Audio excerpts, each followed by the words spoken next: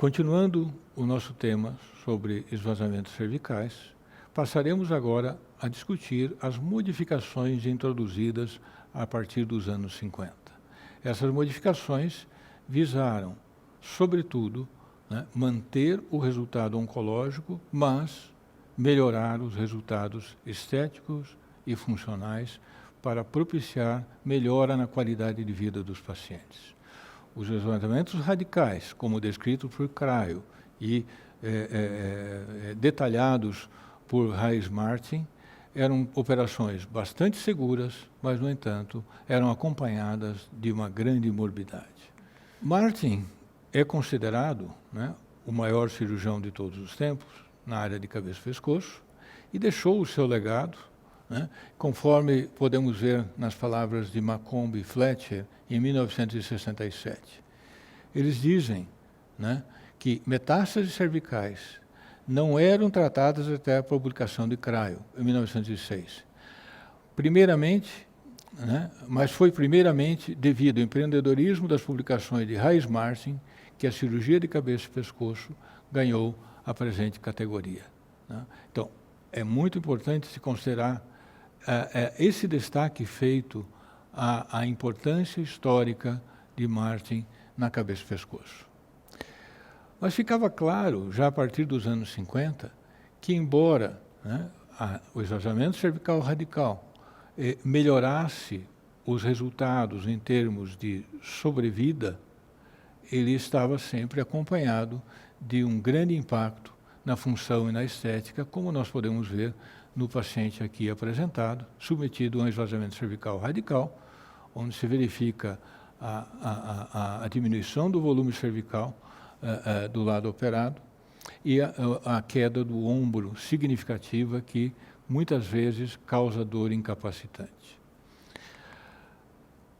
As modificações que foram surgindo foram muito tímidas inicialmente, a maioria delas se relacionava à mudança da incisão no pescoço, como a de Schobinger, a incisão de McPhee, a incisão do próprio Martin, modificando a incisão original do Cryo, a incisão de Conley, a incisão de Dicuan, muito popular aqui no Brasil, porque era a incisão favorita do Jorge Fairbanks Barbosa, que foi o criador da especialidade em nosso país. Então, tivemos essas diversas modificações. Posteriormente, outras incisões foram descritas visando a preservação da estética, mas todas elas eram incisões extensas que visavam a exposição ampla de todo o campo cervical necessário para um esvaziamento cervical radical. Entre elas, eu destacaria a incisão de McPhee, que é uma incisão que também foi muito popular nos Estados Unidos, particularmente defendida pela escola do Roswell Park. Só mudamos as incisões para fora do pescoço mais recentemente, quando foram descritas as técnicas de esvaziamento cervical robótico por via retroauricular ou robótico por via axilar.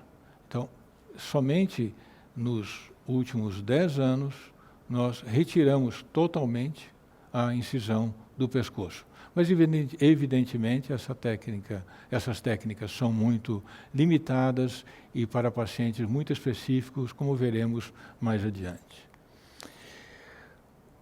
Nessas discussões sobre incisões, função, radicalidade, etc., começa a ganhar corpo pela importância a preservação do nervo acessório. 3 trabalhos importantes aqui citados mostram claramente a viabilidade da preservação quando o nervo não está comprometido pela metástase cervical. Nas 3 publicações, desde a publicação de Ward e Hoven até a publicação de Jatin Shah nos anos 90, se verifica que a preservação do nervo acessório não compromete a radicalidade oncológica. Então, esta operação está consolidada. Uma modificação do esvaziamento cervical, a preservação do nervo acessório, a partir dos anos 80, 90, passou a ser rotina na maioria dos serviços. Jorge Barbosa, em nosso meio, foi um dos precursores das cirurgias mais conservadoras. Numa situação em particular, ele teve uma grande contribuição, que é a questão da preservação da veia jugular interna em pacientes submetidos a esvaziamentos cervicais bilaterais. Com essa técnica de preservação, Barbosa conseguiu reduzir as taxas de complicações e de mortalidade nesse tipo de operação. Mas apesar daquilo que estava ocorrendo nos Estados Unidos e em alguns locais da Europa, com a preservação do nervo acessório, Barbosa era radicalmente contra a preservação desse nervo, pois considerava que a sua preservação poderia comprometer o resultado oncológico. Nesse período dos anos 50 e 60, diversos autores de outras partes do mundo começam a surgir na literatura internacional. Aqui do lado, na Argentina, né? Nós temos trabalhos e o livro do José Joel, que é o pai da cirurgia de cabeça e pescoço na Argentina, e um dos grandes cirurgiões argentinos, Roberto Pradier, descreveram também detalhadamente a anatomia, a distribuição dos linfáticos e também como Barbosa apregoavam a cirurgia radical, aceitando eventualmente a preservação da veia jugular interna. Mas o grande salto na cirurgia conservadora foi dada por Oswaldo Soares. Oswaldo Soares era um anatomista, otorrinolaringologista de Córdoba, na Argentina, publicou em 1963, infelizmente em espanhol, um trabalho extremamente detalhado sobre as fáscias cervicais, a distribuição dos linfonodos cervicais e apregoava uma cirurgia mais conservadora, onde todos os linfáticos ressecados na dissecção radical estavam contemplados, mas nesta cirurgia, chamada esvaziamento funcional, ele preservava o nervo acessório, a veia jugular interna e o músculo esternocleidomastoide. E a frase mais importante, talvez, da conclusão desse trabalho de Soares era de que a extensão do procedimento radical deve ser contra o câncer e não contra o pescoço, e não contra o paciente. Então, esse é um conceito fundamental. Por que retirar estruturas saudáveis que causarão danos funcionais sem necessidade? O problema é que essa publicação foi feita, como eu disse, em espanhol e foi lida por muito poucos. Felizmente, Soares foi visitado por Boca, e Boca levou essa técnica para a Europa e contaminou o ambiente, principalmente da Itália e da Espanha, onde Javier Gavilán passou a adotar também essa técnica. Então, várias publicações de Boca e de Gavilán levaram a técnica de Soares para o mundo. O mundo conheceu através dos europeus a técnica desenvolvida por Soares. Eles descreveram os detalhes da técnica, descreveram séries grandes com o uso dessa técnica. E ela passou a ser considerada possivelmente como uma técnica a ser adotada somente a partir dessas publicações. O problema da publicação de Soares, além de ter sido em espanhol, é que ele descreveu a técnica, mas não descreveu resultados de sobrevida, não descreveu a eficácia da técnica em longo prazo. Então, somente com esses trabalhos, com a publicação do livro de Gavilán, é que a técnica passou a ser considerada uma possibilidade de ser desenvolvida, ser utilizada em várias partes do mundo. Para se ter uma ideia, como as coisas ficaram complicadas com a divulgação desse tipo de técnica, em 1975, na narração bastante interessante de Júlio Cantu, num congresso realizado em Milão, o que ele chama da épica Batalha de Milão, colocaram-se dois oponentes.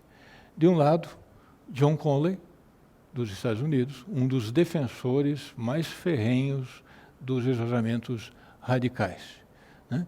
E ele defendia esse tratamento ortodoxo com unhas e dentes. E o Boca, naturalmente, estava apresentando os resultados da operação chamada, naquela época, de funcional.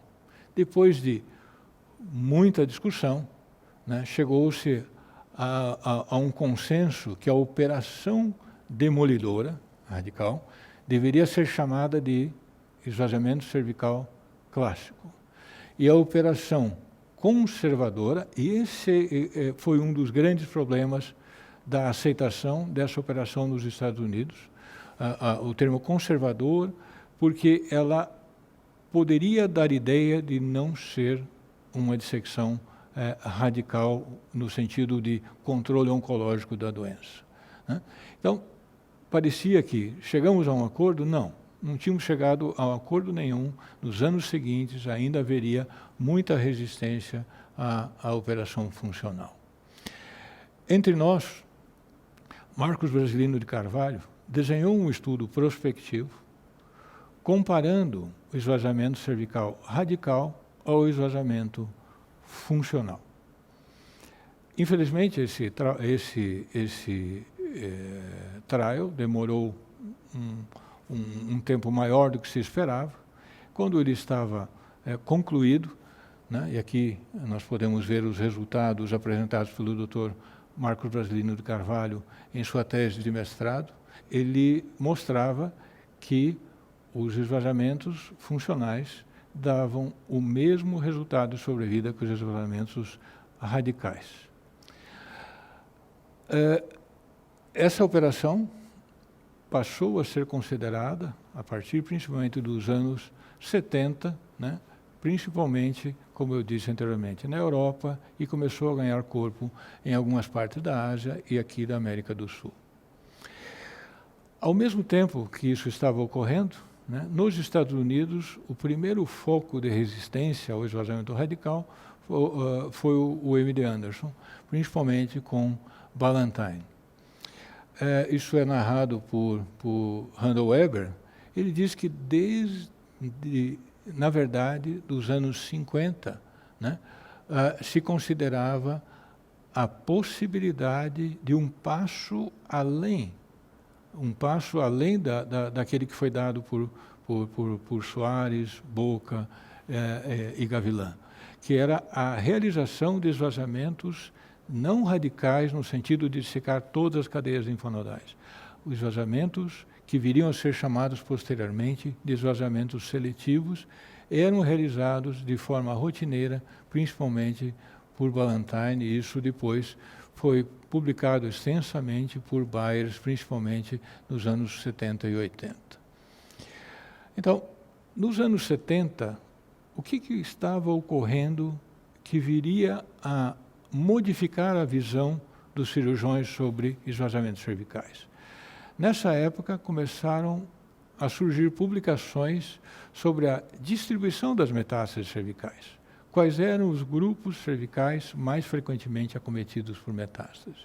E devemos destacar aqui o trabalho de Lindbergh, em 1972, que descrevia detalhadamente todos os grupos linfonodais comprometidos nos diversos tipos de tumores de cabeça e pescoço.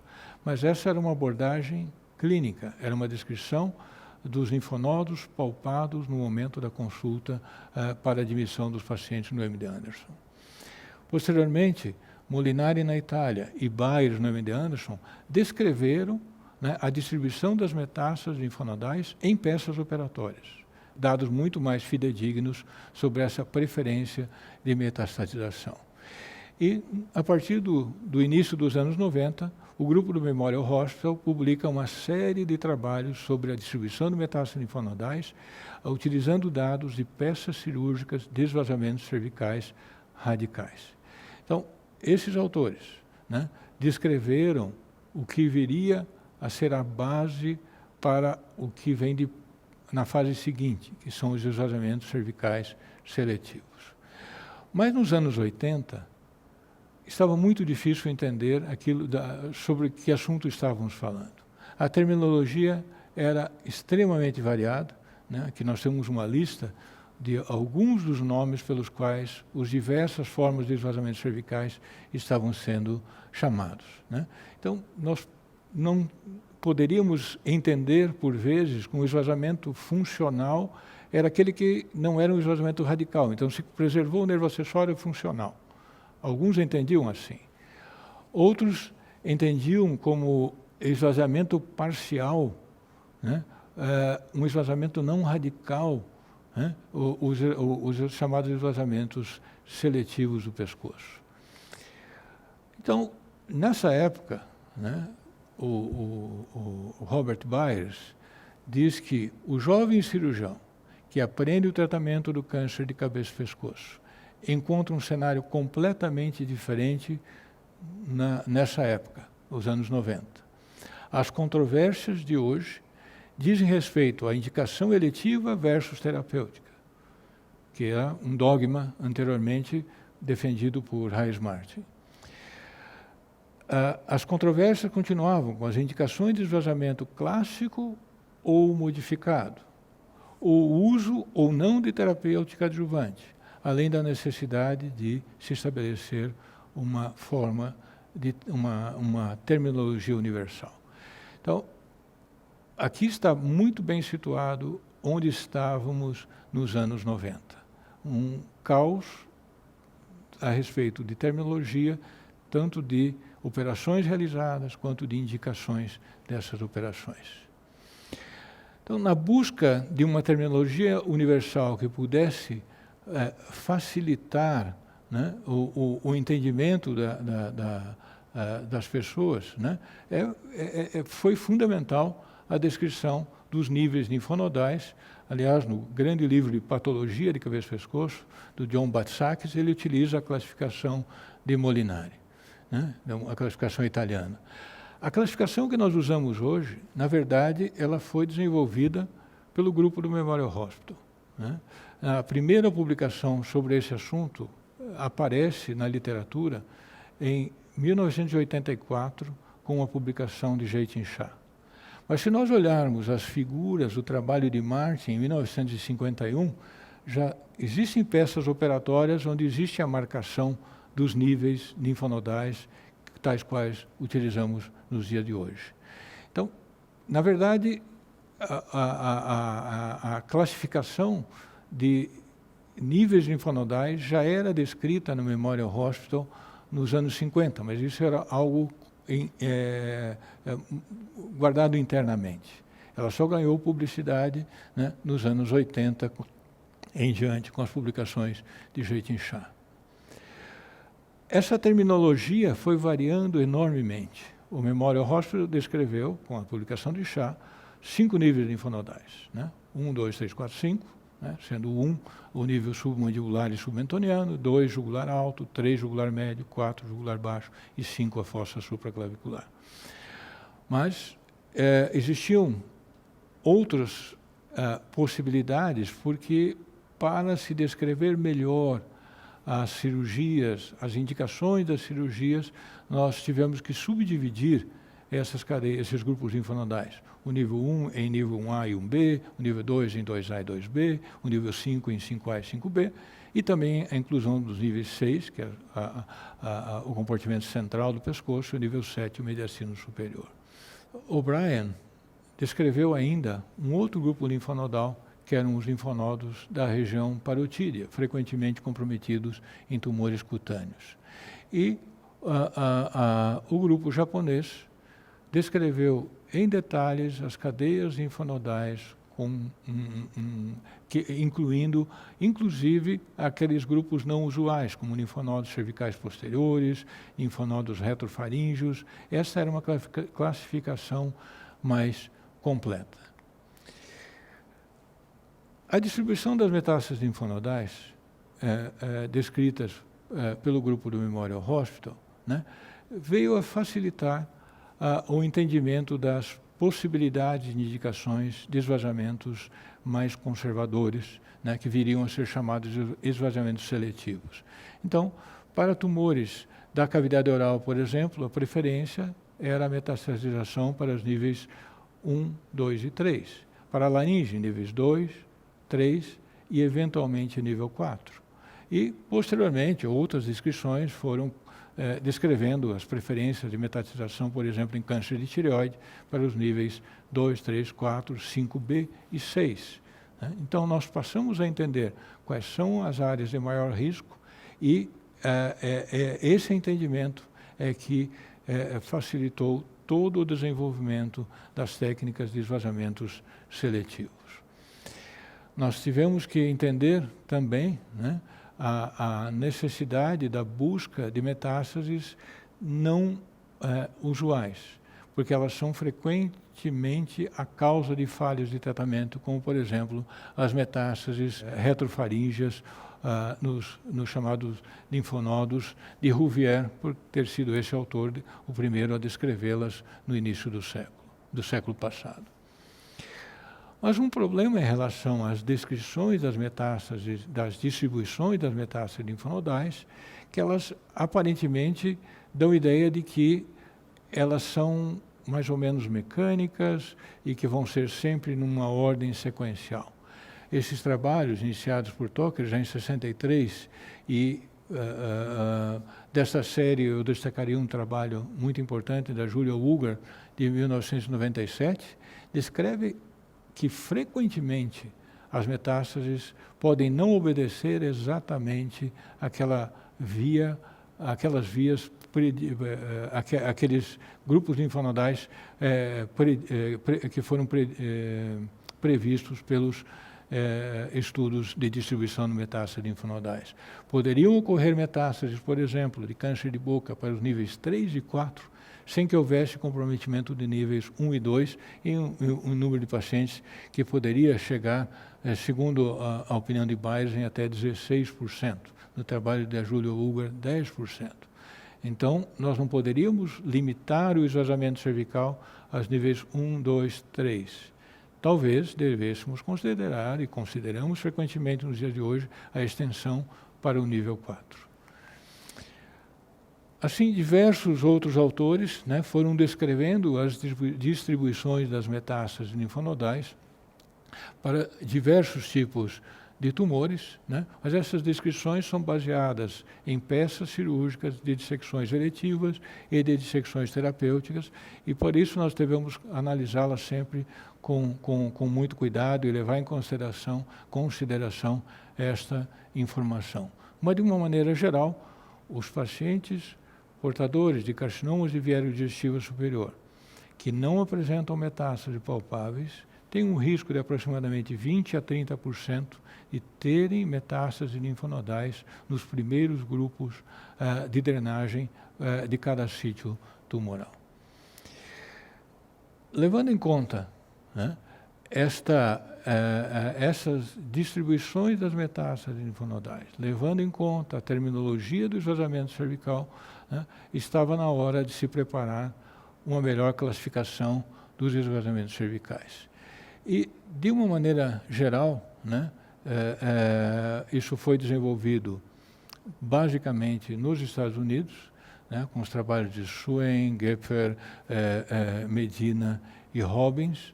Esses autores tinham um pensamento em comum sobre essas classificações.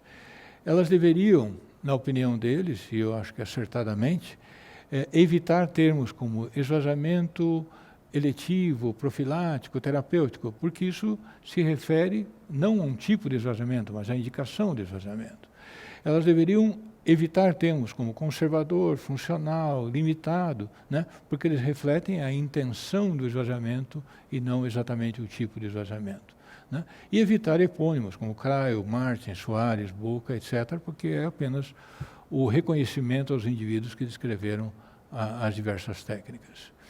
Então, esses autores mencionados anteriormente desenvolveram, né, classificações, a primeira delas apresentada pelo Thomas Robbins, né, classificava os esvaziamentos em completos e seletivos. Os completos, né, compreendiam o radical clássico, radical modificado com 3 tipos, radical ampliado e depois esvazamentos seletivos.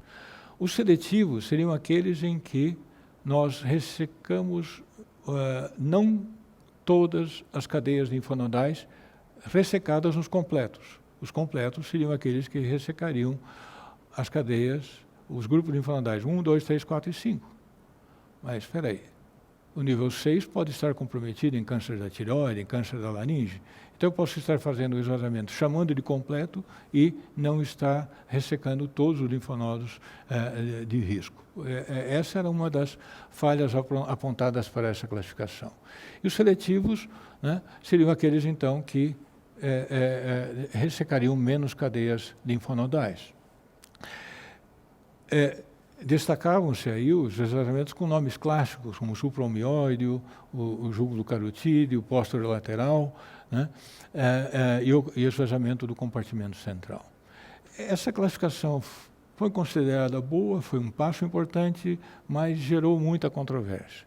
Ela foi melhorada posteriormente, e aí é a classificação que usamos praticamente até os dias de hoje, onde nós classificamos então os esvaziamentos em radical clássico, radical modificado, que resseca as mesmas cadeias linfonodais, mas preserva algumas estruturas, o radical ampliado, que resseca mais que as 5 cadeias linfonodais clássicas, e o seletivo, que é aquele que resseca menos que as 5 cadeias.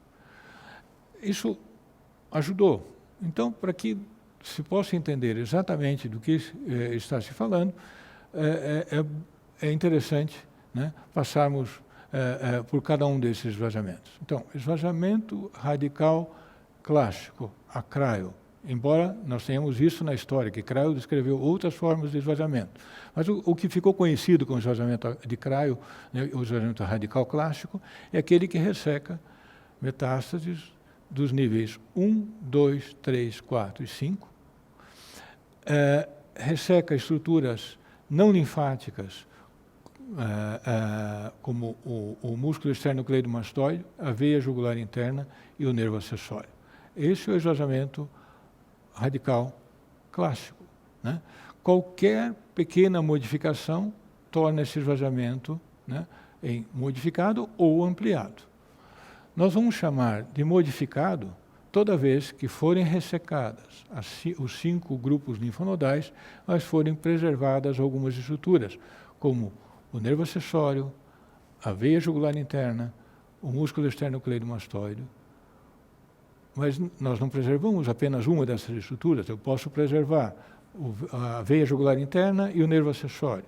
Então fica confuso, então eu tenho que chamar esvaziamento cervical radical modificado com preservação de nervo acessório, veia jugular interna e músculo externo-cleidomastoide. Então eu descrevo as diversas combinações para que se entenda exatamente de que tipo de esvaziamento estamos falando.